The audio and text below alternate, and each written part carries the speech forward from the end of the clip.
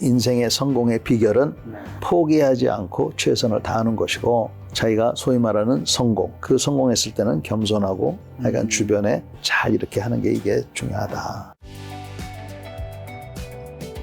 자, 이번에는 장군님의 군인 스토리, 그 다음에 군인으로서 성공에 대한 것도 좀 여쭤보고 싶은데, 이제 제가 알고 있기로 1977년에 육군 사관학교 이제 37기 입교하셨는데, 어쨌든 육사 나왔다고 사실 다 스타 되는 건 아니잖아요. 심지어 제가 알기로 육사 37기 입학 성적은 앞에서 두 번째가 아니라 뒤에서 두 번째, 368명 중에서 367등 하셨다고 들었는데, 요거 맞는지랑, 그 다음에 그런 분이 어떻게 쓰리스타가 된 건지 또 궁금하네요. 제가 그 꼴찌에서 두 번째로 들어간 건 사실인 것 같아요. 사실이고요. 네. 어쩌면 꼴찌인지도 모르겠어요. 네, 근데 네. 이제 불쌍하니까 꼴찌에서 두 번째라고 얘기해 준 것 같기도 하고. 근데 네. 하여튼 그건 사실인 것 같고. 그런데 어떻게 별세계까지 달았느냐. 그러니까요. 제가 아무리 생각해도 제가 머리가 좋았던 것도 아니고, 운이 좋았다고 하는 것도 아닌 것 같고, 네. 김 작가님 어떻게 생각하실지 모르겠는데, 네. 하나님께서 저한테 그런 은총을 주신 것 같고, 네. 제가 잘나서 뭐 이랬다 이런 생각을 안 하고, 네. 하나님께서 나한테 이런 축복을 주시고 은혜를 주셨기 때문에 네. 내가 이것을 잘 해서 내가 데리고 있는 부하들을 잘 관리를 하고 네. 나라를 잘 지키고 우리 사회를 좀 좋은 사회로 만들어야 되겠다 라고 생각한 게 저는 기특 같던 것 같아요. 제가 어린 나이에. 그러면 하느님의 은총도 크지만 그 외에 어쨌든 뭔가 장군님이 그 높은 자리에 올라갔었던 그래도 뭐 방법이나 아니면 뭐 매일매일 습관이라든가 이런 것도 분명히 이제 있으니까 하느님 은총도 주시고 하실 텐데. 그거 알고 싶으시죠? 네. 저도 알고 싶었습니다. 제가 25살 때 포스타 부관이었잖아요. 네. 우리나라에서 전무후무한 일이에요. 그러니까 육군 중위를 달고 사성 장군 부관을 제가 비서를 네.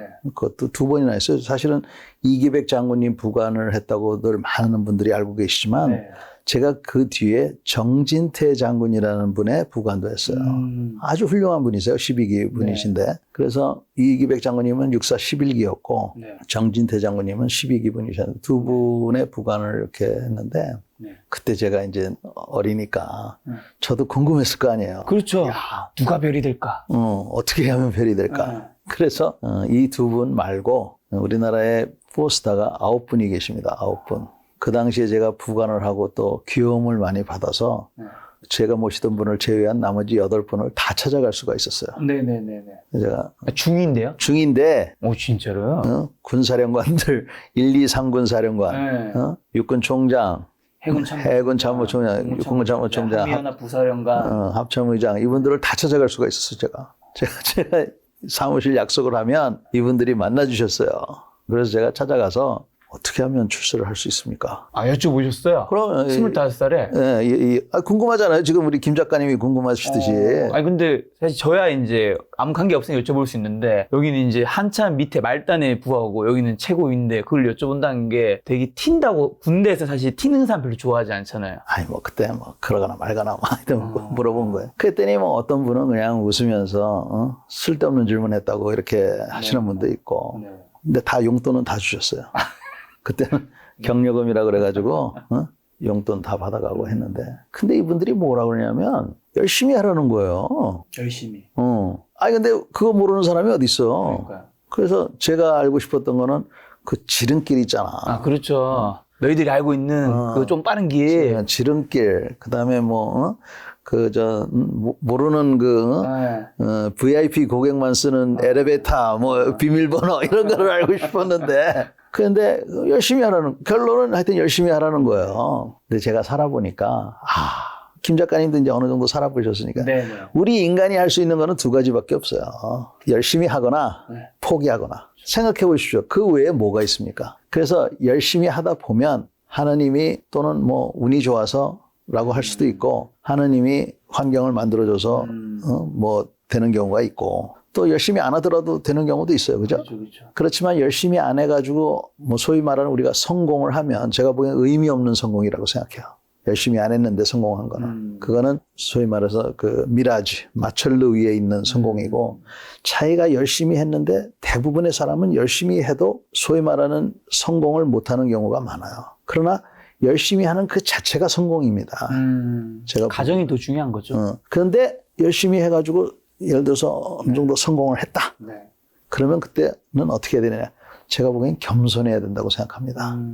내가 잘나서 된 게 아니라 다 열심히 했는데 하느님이 또는 무슨 이유가 없이 내가 이렇게 왔으니까 이거를 여러 사람들을 위해서 써야 된다는 그런 마음이 저는 겸손이라고 생각을 해요. 그래서 제가 지금 비밀을 이제 여러분들한테 알려드렸는데 여기 들으신 분들 중에서는 미친 소리 하고 있네 하고 그런 사람은 이제 한 거고 이 말을 듣고 아 맞다. 내가 오늘 피곤했지만 내가 포기하려고 생각했지만 포기하면 안 되겠다라고 하시는 분들은 그게 맞는 얘기입니다. 저도 초급장교 시절에 너무 되는 일이 없고 힘들어서 정말 포기하려고 그랬어요. 제가 지금도 기억이 나. 추운 BOQ 방에 그날도 하여튼 제가 불을 내가지고 불을 냈다고요? 불을 내가지고 사고를 쳐서 이제 징계를 받아야 되는 입장이 됐는데 제가 이불을 덮으면서 아 나는 군대 묵기가 아닌가 보다 라고 하면서 옆으로 돌아누면서 아니야 이러다가 좋은 일이 있겠지 라고 잠든 게 기억이 나요. 그런데 그 며칠 뒤에 하여간 일들이 진행이 돼서 제가 부관이 되고 뭐 어쩌고 저쩌고 이게 된 거예요. 그래서 인생의 성공의 비결은 포기하지 않고 최선을 다하는 것이고 자기가 소위 말하는 성공 그게 뭐 돈을 버는 건지 무슨 뭐 별이 되는 건지 뭔지는 모르겠습니다만 그 성공했을 때는 겸손하고 하여간 주변에 잘 이렇게 하는 게 이게 중요하다. 포기하지 않고 최선을 다하는 게 이제 진리다라고 말씀해 주셨는데 혹시 그러면 그 밖에도 어쨌든 25살이란 어린 나이에 어쨌든 포스타 이제 8명 뭐 9명 정도 되는 분을 만나고자 했던 분도 흔하진 않았을 것이고 그다음에 그런 분들을 곁에서 본 사람은 더 흔하지 않을 거란 말이죠. 그러니까 내가 어쨌든 바라는 목표가 있는 분들이 실제로 만나고 했던 것들이 뭔가 내가 하루를 더 열심히 살게 하는 데라든가 아니면 내 노력이라든가 내 꿈이라든가 이런 게 도움이 된 것도 좀 있을까요? 그분들이 아인슈타인 같이 무슨 뭐 천재 이런 분들이 아니더라고요. 다 우리랑 똑같은 사람들이지. 그러니까 아인슈타인 같은 사람들 그런 소위 말하는 천재 그런 분들이 있는 것이고 그건 주로 이제 이 과학자들 얘기고 일반적인 우리 삶에 있어서는 제가 얘기한 게 저는 맞다고 생각해요. 그러니까 저는 사실 뭐 우리나라 또 외국의 정상들도 만나 뵀거든요. 우리하고 다 똑같은 사람들이에요. 물론 인내력이 좀 더 있다든지 특히 그 독서를 많이 해서 책을 많이 봤다든지 이런 건 있는데 요즘은 책이라는 미디어 말고 지금 우리가 지금 시청하고 있는 이 유튜브 같은 거 이런 것들을 통해서 너무 많잖아요. 맞아요. 그러니까 자기가 아는 만큼 같은 시간에 게임을 할 수가 있습니다. 근데 게임을 하더라도 저는 군인이 워크래프트나 스타크래프트를 하는 게 중요하다고 생각을 해요. 전술 이런 거 짜는데 굉장히 그 도움이 됩니다. 예. 근데 뭐 예를 들어서 뭐 캔디 크러쉬 같은 거 그런 거 하는 것보다 하여튼 스타크래프트 하는 게 군인으로서 맞다고 생각하고 유튜브도 예를 들어서 우리 김 작가 프로라든지 아까 제가 얘기했던 더 벙커 전쟁 사관학교 같은 군사와 관련된 영상 이런 거를 봄으로써 잘 듣는 게 굉장히 중요한 것 같아요. 그러니까 이분들은 책도 많이 보고 했지만 그 책을 통해서 거기에 나오는 소위 말하는 그 엑기스라는 거 있잖아요. 그분들이 그 책을 보고 아! 하는 이런 것들이 있었던 것 같아요. 그래서 여러분들도 틈틈이 집중해서 또는 뭐 계속 듣더라도 들음으로 해서 거기서 자기만의 어떤 그 보석을 찾는 그런 게 바로 노력이 아니겠는가 저는 그렇게 생각합니다. 그럼 조금은 다른 질문인데 창군 초기 참전 군인을 제외하고 가장 많은 훈장을 수호한 장성인이 되셨다고 제가 들었는데 이것도 맞는지랑 그게 한 11개쯤 되는 것 같은데 혹시 요거는 어떻게 그렇게 많은 거를 또 받을 수 있었어요? 쉽게 말하면 운이 좋았던 거고요.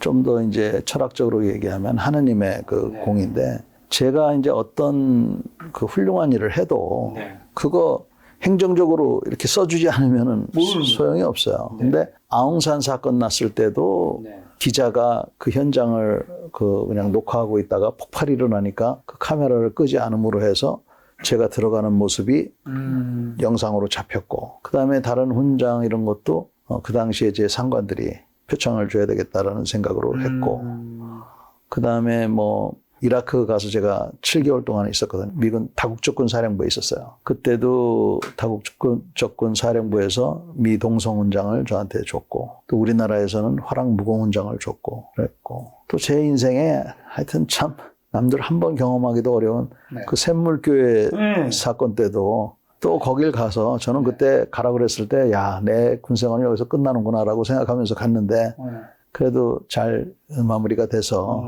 대통령 표창도 받고 네. 그래서 어떻게 하다 보니까 그 숫자가 그렇게 늘어나게 됐어요. 그때 샘물교회 사건이 이제 아프가니스탄에서 무장단체 탈레반에서 샘물교회 봉사단체원들이 인재 석방 임무 현장에 계셨다라는 거잖아요. 네.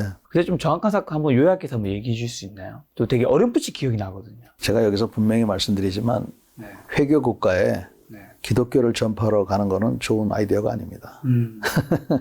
그래서 이분들은 정말 독실한 기독교 정신으로 네. 기독교 예수 그리스도의 복음을 전달하고자 하는 마음은 좋았는데 장소를 잘못 택하신 거죠. 제가 알기로 국가에서도 위험하니까 가지 말라고 네. 했던 걸로 네, 기억하는데. 여행 금지 국가였는데 네. 인접 국가를 통해서 이제 이분들이 그 나라에 들어가신 거예요. 네. 그래가지고 이제 만나가지고 버스를 한 대 대절을 해서 네. 카불 카불에 점심 식사를 하셨다고 그럴 것 같아요. 그리고는 이제 그 버스를 타고 이제 남쪽으로 가는데 가즈니라는 곳이 있습니다. 그 남쪽에 한 2, 30km 떨어진 곳이야. 그 근처에서 도로에서 이제 차를 세우더랍니다. 그래가지고 통역하는 사람한테 뭐라고 하더니 통역하는 사람을 쏴 죽이고 그리고는 이제 차를 가지고 간 거야. 나중에 얘기 들어보니까 어디론가 갔는데 마을에 마을 한가운데에 그 큰 뭐 몇백 년 되는 그 왜 나무 있잖아요. 네, 나무. 그런 나무가 있는데 뚱뚱한 수염이 이렇게 난 터빈 쓰고 한 할아버지가 이렇게 앉아가지고 있더라고요. 촌장 비슷하게. 그러면서 탈레반으로부터 당신네들을 보호하려고 한다. 사실들을 얘기해라. 여기 왜 왔는지. 그래서 이제 거짓말을 했겠죠. 근데 뭐 짐칸을 열어보니까 성경이 나오고 이러니까 그때부터 335로 나눠가지고 분산을 시켰대요. 그래가지고 이제 제일 처음에 목사님이 살해를 당하시고 또 며칠 뒤에 이제 또 한 분이 이제 살해를 당하셨는데 처음에 그들이 요구한 거는 자기네 그 소위 말해서 이제 그 감옥에 있는 사람들을 풀어달라. 한국군은 철수하라. 이런 것들이었어요. 근데 우리가 들어줄 수 없는 것들이었습니다. 네. 그 동료들을 석방해달라고 하는데 그거는 뭐 아프간 정부가 할 일이고 우리가 철수하는 거는 그거는 뭐 나중에 할 일이지만 하여튼 그거 들어줄 수 없는 거고 뭐 이래가지고 했는데 직접적인 협상은 우리 군인들이 하는 게 아니었습니다. 외교부가 하는데 무슨 영화가 있었죠? 이거 다루는 영화가. 비슷한 영화 있었죠. 네, 영화가 있었는데 거기에는 우리 군인들의 역할이 하나도 안 나왔다고 제가 들었는데 그 직접적인 협상은 하여튼 외교부 신분을 가진 우리 이런 얘기 해도 되나 모르겠다. 하여튼 첩보원들이 했고 이제 저희 군인들이 한 거는 카불에서 가즈니까지 150km 정도 되는데 이거 운전하고 못 갑니다, 이거. 그러니까 헬기로 가야 돼요. 네. 그러면 거기 뭐 헬기 택시 서비스가 있는 게 아니잖아요. 그거 다 우리가 해줘야 되고. 네. 그 다음에 예를 들면 이제 어떤 한 분이 살해가 됐다. 그럼 그 시신을 한국으로 가져와야 될 거 아닙니까? 그러면 거기에 따른 무슨 뭐 시신 처리, 법적인 문제, 네. 뭐 수송하는 거 이런 거 다 우리가 해야 되고. 그다음에 제일 중요한 거는 이제 거기에 대한 각종 첩보 사항들이 있어요. 그런 것들을 이제 우리가 제공을 해줬고. 그 다음에 이제 한 달 이상 되니까, 이거 잘못하다가는 안 되겠구나. 우리 인질들이 2명이나 희생이 됐기 때문에 추가적인 희생이 있으면은 그때는 그냥 둘 수 없다. 이래가지고 군사작전을 우리가 준비하기 시작했어요. 우리 인질들을 구출을 해야 되는데, 이 인질들이 몇 군데로 이렇게 있는데 어디 있는지 모르지 않습니까? 거기에 대한 첩보를 수집하고. 그 다음에 이거는 우리 한국 사람 손으로 구출을 하는 게 맞는데, 그래서 우리가 여기 특수부대를 이제 시켰고, 거기에 단장을 이제 제가 하게 된 거예요. 이 특수부대를 여기서 훈련을 시키는데, 우리 특수부대가 아프가니스탄에 도착을 하면, 거기서 우리 국민이라 그래서 우리가 막 총 쏘고 들어갈 수가 있는 구조가 아니에요. 네네네. 그거를 협조를 해야 되고, 우리 정부에서는 반드시 그 책임을, 총지휘를 한국군 제가 해야 된다는 거예요. 그럼 이제 그것도 설득을 해야 되고, 그런 구출작전도 해야 되고, 그럼 우리가 뭐 예를 들어서 200명을 데려왔다. 200명 갖고 택도 없습니다, 이거. 그래서 한 2,000명이 필요한데, 나머지 1,800명은 지원을 받아야 될 거 아니에요. 그래서 그 외국군들한테 지원을 받는데, 터키군이 우리하고 그 교감이 아주 깊은 나라예요. 그 터키군 특수부대가 또 세. 실전 경험도 많고. 그래서 그 사람들하고 협조하는 문제. 기타 다른 나라들도 거기 있었어요. 그 나라들하고 협조하는 문제 네. 이런 것 등을 해서 하여간 이 인질들을 구출을 하는 거를 계획을 하는데 와 지금 생각해도 앞이 깜깜했습니다. 야 이걸 과연 어떻게 할 건가. 그래도 하여튼 그 40일 이상이 있었거든요. 네. 근데 그 중간에 여성 두 분을 먼저 풀어줬어요. 그 탈레반 애들이.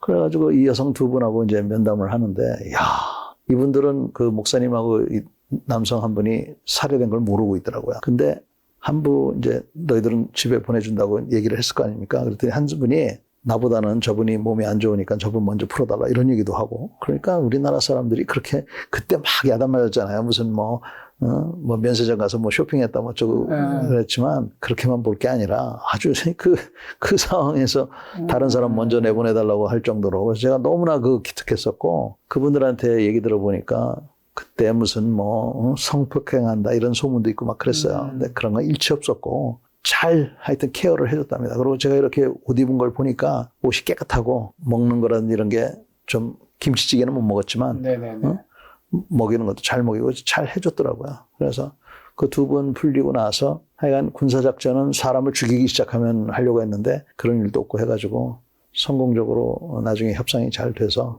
그분들이 다시 돌아왔고 저는 그 공로로 이제 그 표창을 받은 거죠. 그러면 이제 그 단체한테 우리가 어떤 보복을 하거나 그런 거는 하지 않고 이제 잘 종료가 된 건가요? 그것도 이제 시간이 많이 지났으니까 귀국하고 나서 2달이 지났는데 미군들이 저한테 그 가방 몇 개 하고 이런 걸 보내온 거예요. 그 열어보니까 삼성 충전기 이런 게 들어있더라고요. 그러니까 우리 인질들이 쓰다가 남겨놓은 물건들이에요. 보면 분명히. 그리고 26명의 그 아프간 사람들을 사살을 했더라고요. 아, 미군이? 네. 그래가지고 사진하고 그 죽은 시신들의 사진하고 그다음에 그 목록, 뭐 충전기 뭐 기억나는 거 가방 몇 개, 충전기, 불에 타고 뭐 이런 것들인데, 그러니까 우리가 떠난 다음에 기다렸다가 거기를 습격을 해서 20몇 명을 사살을 했더라고요. 그래서 저한테 보내왔는데 제가 아무한테도 보고 안 했어요. 그 뭐 고맙다고 얘기할 겁니까? 뭐 그 충전기 같은 거 돌려주면 뭐해요? 그래서 그냥 땡큐 그러고. 그래서 굳이 물어보시니까 제가 말씀을 드립니다. 그럼 이제 최전방 GOP 관련해서 사건을 다룬 사실 이제 DP 같은 넷플릭스 드라마도 나오고 하잖아요.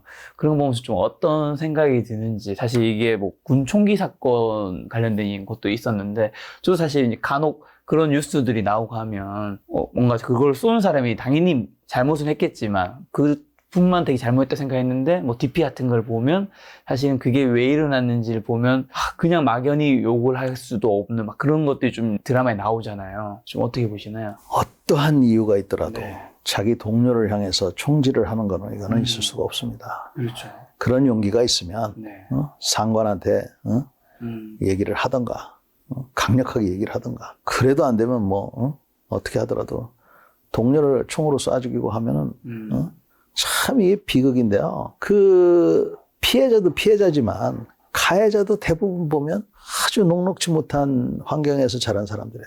아까 DP 말씀하셨으니까 저는 뭐 그 외 가해자 그 친구도 그 드라마에서 보면 부유한 그게 아니라 본인도 되게 힘든 가정이에요. 그렇잖아요. 그러니까 피해자나 가해자나 어느 쪽이 더 불쌍하다고 말하기가 어려운 그런 환경에서 하여간 총질을 하는 건 안 되는 거고.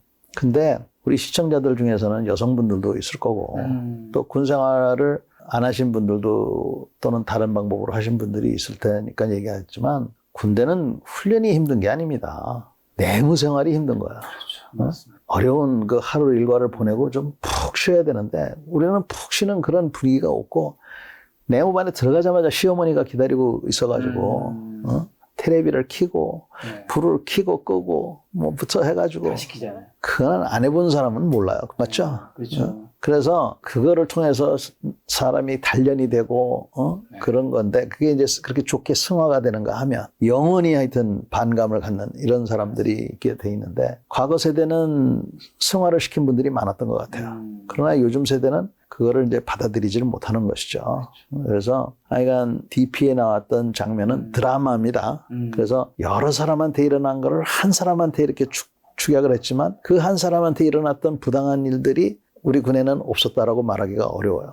그리고 저 같은 간부 입장에서는 그런 거를 잡아내려고 노력을 많이 했지만 하여간 이게 무슨 뭐 잡초처럼 계속 생겨나니까. 그리고 잡아놓고 보면은 가해자도 너무 불쌍한 거예요. 그래서 온정주의가 이제 그런 데서 생기는 건데 지금은 그러면 군인 현실이 어떠냐.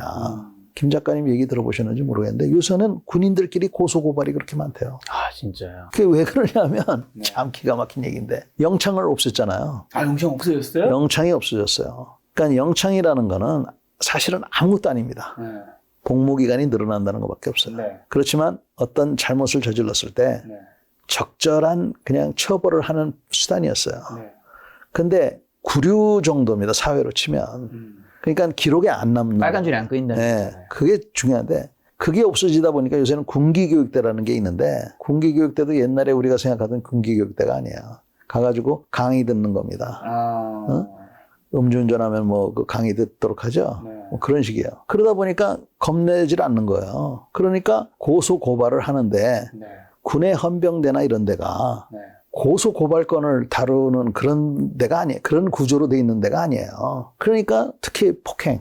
근데 김 작가님도 맞아도 보고 때려도 보셨는지 모르겠습니다. 저는 살면서 군대 다 포함해서 한 번도 누구를 주먹으로 때려본 적이 없습니다. 정말로. 저는 맞기만 했어요.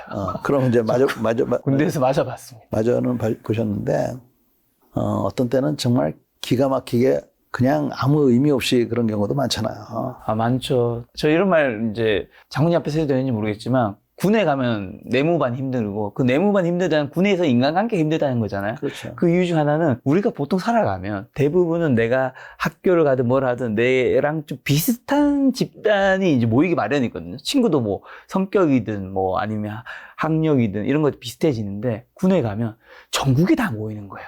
내가 원하는 관계로 이어진 집단이 아니잖아요. 그러다 보니까 저는 진짜 군에는 저 또라이가 많을 수밖에 없고요. 저는 그 또라이를 한 3명쯤 만났거든요. 한 분은 제가 이제 바깥에서 근무소고 들어오는데 딱 문 열고 들어오는데 열자마자 저한테 날라차기가 날라오더라고요. 그때 이등병 이제 한 6개월 차 됐는데 이게 지금 무슨 상황이지? 이유도 없이. 그런 생각이 듭니다. 그러니까 그러한 참 기가 막힌 그런 과정을 다 겪고 그걸 승화를 시켜서 오늘날에 이제 우리 김 작가님이 되셨는데 그냥 그런 속에서도 남을 안 때렸다는 거 아니에요. 참 훌륭하신 거지. 그런 상황 속에서 지금 군이 이제 많이 지금 좋아졌어요. 많이 좋아졌는데 한 단계 더 승화하는 그러한 게 돼야 되지 않겠느냐 이렇게 생각을 합니다. 그래서 이 DP 같은 거를 보면서 지금은 DP1에 나왔던 그런 것들이 이제는 없어졌다고 해도 과언이 아닐 겁니다. 근데 있다 그러면 아주 특이한 경우죠. 근데 이거를 없애는 과정에서 군이 기본적으로 갖고 있어야 될 어떤 군기라든지 질서, 그다음에 또 코로나라는 상황이 또 닥쳤잖아요. 그리고 막 이러다 보니까 지금 우리 군이 굉장히 혼란스러워하는 그런 관계가 있어서 빨리 이것이 정리가 돼야지 그 뭐 1,000억짜리 비행기 뭐 100억짜리 탱크가 문제가 아닌 것 같습니다. 그래서 이게 빨리 정리가 돼야 될 것 같아요. 근데 요즘에는 이제 병사들한테 휴대폰도 보급되고, 그 다음에 이 부모님들이 이제 워낙 요즘에는 아이가 1명 아니면 2명밖에 없으니까 너무 소중하다 보니까 또 이제 이 소통이 열린 건 좋지만 군에 계신 뭐 부상이나 장교님들한테도 뭐 굉장히 좀 뭔가 압박이든 뭐 이런 걸 주는 것도 있다면서요? 네. 그래서 이제 우리가 헬리콥터 마음이라고 통상들 얘기하는데, 저는 어느 정도는 필요하다고 생각을 해요. 그렇죠. 아직도 정신 못 차린 군 간부들이 제가 보기엔 있습니다. 저는 도저히 이해가 안 되는데, 아직도 그런 군 간부들이 있고 그런 부대들이 있는 게 사실이에요. 제가 말씀드리는 거는 어떤 엄마가 부대에서 회식을 했는데 아들이 보낸 사진을 보니까 삼겹살 고기에 기름이 많다. 다음부터는 이런 삼겹살 먹이지 말라. 이런 거를 말하는 거예요. 그건 좀 뭔가. 좀 그렇죠? 아니, 뭐, 물론, 친구만 그렇게 먹고, 다른 친구들은 막 다 고기, 이제 코 위주로 먹으면, 그건 잘못된 거지만. 예를 들면 그런 거. 그 다음에 뭐, 다른 애들은 뭐 고생을 해도 되지만, 내 자식은 열애시켜달라. 이런 거. 말도 안 되는 거지, 그거는. 그런 거. 군인인데. 하여간 그런 거 하고. 그 다음에 우리나라에 군 식당이 2,000개가 있어요. 지금 뭐 많이 좋아졌는데, 많이 좋아졌어요. 제가 현장에 가보니까 네. 저는 지금도 군부대를 많이 갑니다. 네. 현장에 가보니까 소고기는 한우만 먹인대요. 아, 진짜요? 한우만 먹이고 주로 불고기 형태로 주는데 너무 많이 나와서 네. 3분의 1을 우리가 말하는 짬 처리를 한대요. 짬 처리해서 이제 근처에 농민분들의 소나 이제 돼지들 먹게 한. 그것도 요새 잘 안 한대. 그 법에 걸리니까. 그래서 하여튼 요새는 하여튼 그런 게 다. 그래서 요즘 식당들 새로 개조하는 데 가보니까 샐러드 바가 따로 있고 와. 비건 식량이 또 따로 있고 뭐 이런 식으로 돼 있어요. 그러니까 가보고 싶네요. 그러니까 그렇게 돼 있어서 그거 제가 보기에는 우리 그 일반 국민들한테 소개하는 것도 괜찮을 것 같아요. 근데 하여튼 그런 식으로 돼 있어서 먹는 거는 안심을 해도 되는데 그럼에도 불구하고 이제 이 사각지대들이 있잖아요. 네, 2,000개 중에서 하나 내지 2개. 있죠. 네. 이런 데가 이제 계속 매스컴에 나오는 것 같고요. 네. 그래서 이제 먹는 거 해결이 됐고 그다음에 그 여름에 그 생활관 37도, 40도에서 기억나십니까? 네. 뭐 에어컨 없지 않았나요? 20년 전에. 없었지. 그냥 선풍기는 좀 있었던 것 같아요. 아니 근데 기억나시죠? 네. 제가 간부하면서도 네. 제 부하들이 그런데 자고 있다는 거에 대해서 도저히 그냥 뭐 지붕에다가 뭘 타르를 바르고 뭐 물을 채우고 뭐 해도 안 되고 그래서 어떻게 해서 에어컨을 갖다 설치를 하니까 전압이 또 유지가 안 돼가지고 승합 검사를 해야 되네 말아야 되네 그런 기억이 나는데 지금은 에어컨도 있어서 시원하게 잔다고 그러고 그래서 많이 좋아졌어요. 많이 좋아졌는데 하여간 1,000억짜리 비행기 뭐 100억짜리 탱크도 좋지만 개인 장비 있지 않습니까? 네. 지금 뭐 우리 일반적으로 많이 하시는 게 방탄조끼 문제잖아요. 뚫리는 방탄조끼. 들어보셨죠? 네. 이거 고쳐달라고 그러니까 방탄판을 2배로 키웠어요. 네. 무거워서 못해요, 이거. 네. 우리가 원하는 거는 가볍고 안 뚫리는 거. 이걸 원했는데 오히려 두껍게 만드는 이런 무책임한. 그래서 뭐 예를 들면 그런 거라든지. 네. 또 이 안경 있죠? 네. 보안경. 이거 비싸 한 10만 원 해요. 네. 근데 이런 게 있어야 옆에서 포탄이 터져도 장님이 안 돼요. 장님이 안 되는데 10만 원이 아깝겠습니까? 그렇죠. 15만 원이 아깝겠습니까? 네. 그 다음에 우리 때는 여기 그냥 맨 귀로 총 쐈잖아요. 네. 그러면 안 된다는 걸 이제 우리가 배웠어요. 이 청력 보호해 주는 거. 네. 그거 5, 6만 원 해요. 그거. 그 다음에 그 우리 전투복. 우리 거 한 5만 원 하거든요. 미국 거는 한 15만 원 해요. 근데 차이는 뭐냐. 불에 붙으면 우리 거는 녹아가지고 피부에 붙어요. 그럼 이걸 떼어내면 피부가 같이. 그렇죠. 미국 거는 그렇지가 않고. 그러면 두 벌이면 30만 원이잖아요. 네. 그거 해야 돼. 저는 뭐 이게 지금 제가 제대한 이후로는 당연히 제가 2002년부터 2004년이니까 벌써 한 20년 전이니까 많이 바뀐 걸로 알고 있지만 그때 생각하면 그때 그 수통이라고 하죠. 예. 수통이 그 연도가 적혀 있었던 걸로 제가 기억을 하는데 그게 뭐 1960인가 80 하여튼 되게 한 수십 년 된 수통을 제가 쓰고 있는 걸 보면서 정말 심각하다. 그 뭐 이제 뭐 수통도 문제가 있고 그다음에 이제 총 같은 것도 요즘은 총들이 그 겉보기하고 틀려요. 그래서 좋은 총도 좀 줘야 되고 거기에 따르는 액세서리 같은 것들, 뭐 레이저 표적 저신기라든지 또 야간 투시경 같은 거 이런 거 또 해줘야 되고 그다음에 훈련을 실전적으로 시킬 수 있도록 여러 가지 그 모의 장비라든지 이런 거를 해줘야 돼요. 그래서 이게 다 돈인데 아까 말씀드렸던 투자하고도 이게 그러니까 1,000억짜리 비행기 자꾸 사고 1조 원짜리 배 사고 하는 것도 중요하지만 제일 중요한 거는 이런 기초적인 거. 군인한테 필요한 거, 예비군한테 필요한 거. 그 우리나라 국방 예산 중에서 의무 예산이 100% 중에 몇 프로 정도 될 것 같습니까? 0.4%예요. 미군이 6%랍니다. 그 다음에 예비군 예산이 0.2%인가 0.4%인가 이건 좀 다 확인해 주십시오. 그렇지만 하여튼 1%가 안 돼요.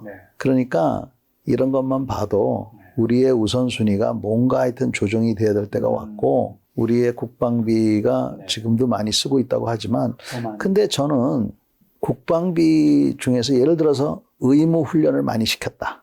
사회에 나와서도 그 훈련을 그대로 적용될 수 있는 거거든요. 그러니까 그걸 꼭 국방비라고만 생각하지 말고 이 청년이 들어와서 몸이 건강해지고 정신이 건강해지고 또 어떤 공부를 할 수 있었다 그러면 이거는 국가 재산이 올라가는 거라고 생각해서 이게 국방비로 해서 쓸모없는 소비다 이렇게 하지 말고 일종의 개인 투자로 이렇게 좀 생각하는 것도 한번 필요하다고 생각해요. 그게 우리나라 또 청년들의 네. 에너지를. 그래서 저는 평일에도 외출을 자꾸 내보내자고 하는 사람인데 왜 그러냐면 제가 카투사를 보기 때문에 그렇습니다. 대한민국 하늘 아래 두 가지 종류의 병사가 있어요. 카투사가 있고 카투사가 아닌 친구가 있는데 카투사는 평일날 외출이 가능해요. 그럼 얘는 왜 안 됩니까? 그리고 최전방 또는 격오지에 안 되는 사람들은 제가 아까 얘기한 대로 복무 기간을 한두 달이 아니라 6개월 확 줄여주자는 거예요. 근데 카투사가 외출을 나가면 술 먹으러 가고 당구 치러 갑니까? 처음에는 PC방 가는지 모르지만 전부 다 학원을 가요. 그러니까 우리나라 젊은 친구들은 시간이 나면 처음에는 PC방 갈지 모르지만 결국에는 자기 개발 간다고요. 그러면 군부대 근처에 지금은 PC방이 수두룩한 거 아시죠? 그렇죠, 그렇죠. 나중에는 영어 학원. 그런 학원들이 제가 보기에는 생길 것 같아요. 그러면 예를 들어 그 학원이 한 달에 뭐 50만 원이다. 개인이 10만 원만 내고 국가에서 40만 원 왜 못 내줍니까? 그거를 저는 투자라고 보자는 거예요. 그러면 싸지방 기억나시죠? 네, PC방. 싸지방. 그 부대에 싸지방 그 돈으로 차라리 이렇게 해서 싸지방 같은 거 다 없애고 그게 훨씬 낫다고 저는 생각해요. 저희 부대는 싸지방도 없었습니다. 그러니까 있는데 없고 그다음에 고참만 쓰고 뭐 이러잖아요. 그러니까 그런 거 다 없애고 그런 돈으로 이렇게 해주고 하는 것이 저는 그래서 우리가 리셋을 해야 되는 이유가 이런 거를 리셋을 해야 된다. 전 문득 든 생각이 제가 그때 막 병사 생활할 때 이제 군대 어쨌든 남자들만 많이 있다 보니까 아무래도 이 계급도 있지만 힘의 그런 것들이 이제 존재하잖아요. 그런데 그때 이제 막 어쨌든 누구를 조금이든 많이든 이제 괴롭히는 경우들이 있는데 든 생각이 이제 방금 말씀하신 것처럼 일과를 보통 오후 5시에 마친 이후에 할 게 없잖아요. 사실 뭐 거기서 얼마나 자기 개발을 할 수 있겠어요. 할 게 없으니까 뭔가 권력이 있거나 힘이 센 사람들은 할 게 없다 보니까 누군가를 괴롭히나? 그런 생각도 전 한 적이 있거든요. 맞아요. 제가 보기엔 그런 게 충분히 근데 어쨌든 바깥에 그런 것들이 좀 열리면 좀 더 나아질 수